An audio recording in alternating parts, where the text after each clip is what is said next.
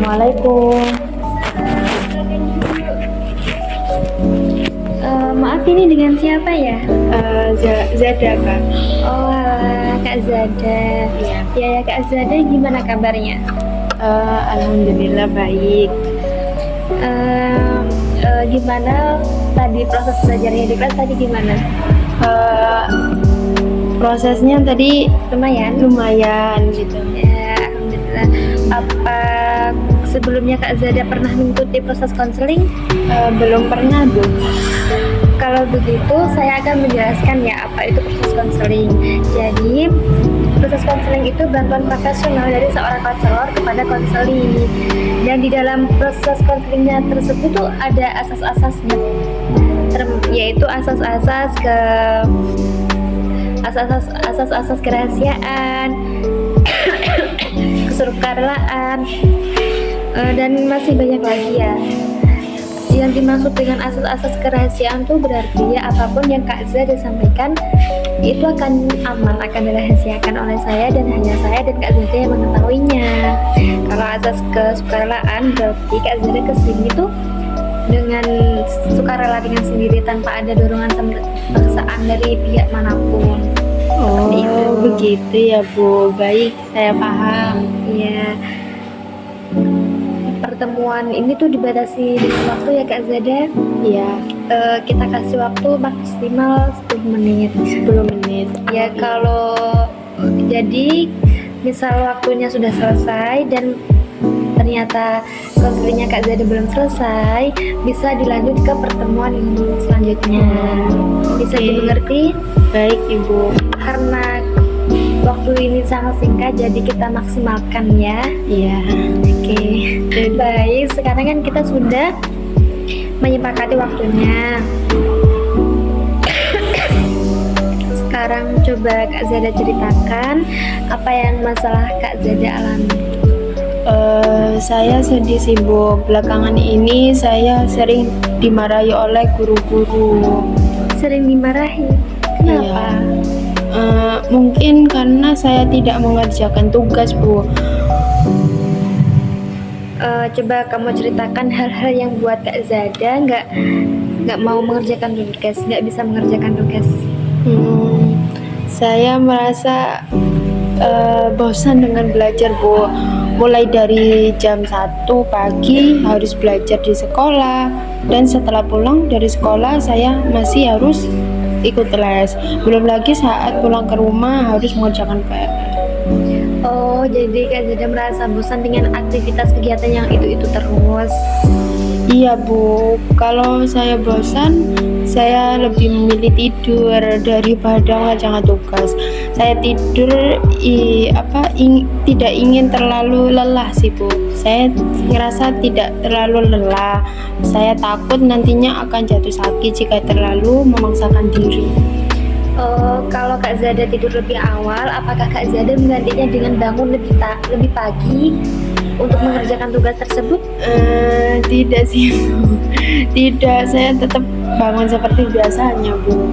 Oh, berarti meskipun Kak Zada tidur lebih awal, tapi Kak Zada juga bangun seperti biasanya dan tidak mengerjakan tugas. Iya Bu, saya tahu sih bahwa apa yang saya lakukan itu tidak tepat, tapi itu membuat saya merasa nyaman. Saya sadar Bu, seharusnya saya belajar dengan giat karena sebentar lagi saya akan ujian. Kak Zada mengatakan Kak Zada ini harus giat belajar untuk hasil ujian yang akan datang. Tapi Kak Zada merasa lebih nyaman dengan tidur lebih awal dan tidak mengerjakan tugas. Iya. Iya Bu. Saya bingung harus bagaimana. Saya takut gagal saat ujian gitu. Lalu saya butuh motivasi sih Bu yang bisa membuat saya rajin belajar. kamu butuh motivasi untuk belajar karena kamu takut gagal akan ujian. Iya Bu, kalau saya begini terus saya akan gagal dalam ujian. Jadi kamu merasa tertekan dalam menghadapi ujian ini. Iya Bu. saya takut gagal Bu, karena kalau kalau saya gagal orang tua pasti akan marah dan teman-teman akan mengejek. Ibu mengerti. Jadi kamu tuh merasa bosan dengan kegiatanmu yang padat dan itu-itu aja, tapi kamu juga merasa takut gagal. Lalu kamu bingung harus bagaimana biar semangat lagi untuk belajar. Iya Bu, memang betul kayak gitu. Ibu paham apa yang kamu alami sekarang. Pada dasarnya kita memang akan bosan ketika menjalani aktivitas yang itu-itu aja. Apalagi di umur kamu yang sekarang ini suka mencoba hal-hal yang baru ya. Terus orang-orang biasanya memanfaatkan weekend untuk berlibur, berkeluarga, ataupun jalan-jalan dengan teman-temannya untuk menghibur rasa penat yang ada di dirinya. Jadi Kak Zada bagaimana? Mau mengisi kegiatan liburan dengan hal-hal seperti itu enggak? Iya sih Bu, mau. Nah sekarang coba Kak Zada pikirkan apa hal yang membuat Kak Zada tuh merasa senang, merasa semangat. Biasanya saya mendengarkan musik, terus jalan-jalan, jalan-jalan dengan teman, atau nonton di bioskop. Nah sekarang kan Kak Zada udah tahu apa ya hal yang membuat Kak Zada tuh merasa senang, merasa gak bosan lagi.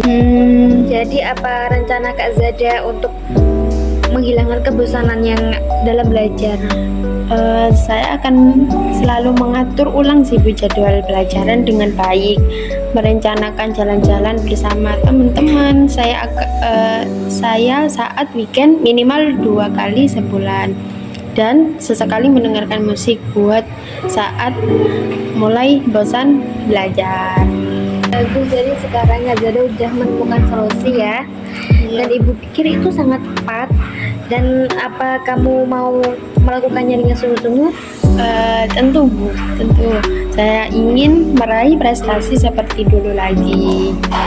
Ibu yakin Kak Zada tuh bisa, karena Kak Zada adalah murid yang berprestasi. Kamu tentu tahu cara apa yang terbaik untuk diri kamu sendiri. Baik Bu, saya senang sekali jika hal ini benar-benar bisa saya laksanakan dengan baik. Saya janji akan giat belajar biar sukses dalam menghadapi ujian.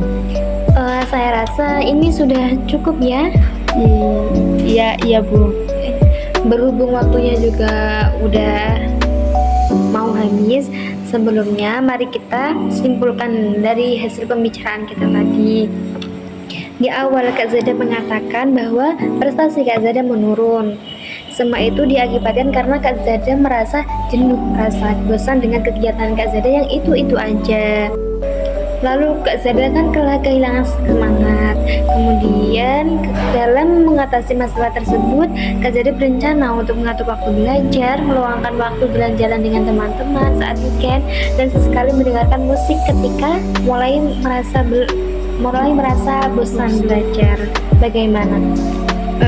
Ya Bu, saya akan berusaha agar kejenuhan belajar yang saya rasakan sekarang ini bisa segera teratasi dan dapat semangat kembali dalam belajar. Ibu senang sekali mendengarnya. Bagaimana perasaan Kak Zada sekarang? Saya merasa senang Bu. Sekarang saya sudah tahu apa yang harus saya lakukan. Jadi setelah konseling ini berakhir, rencana apa yang akan Kak Zada lakukan?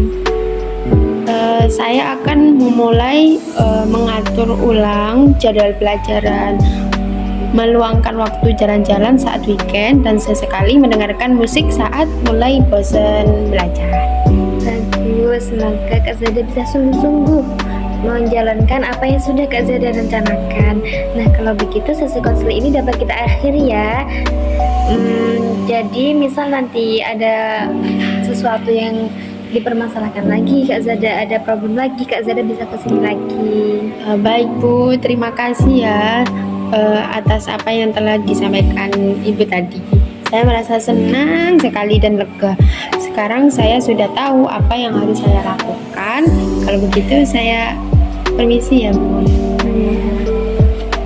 Assalamualaikum. Waalaikumsalam.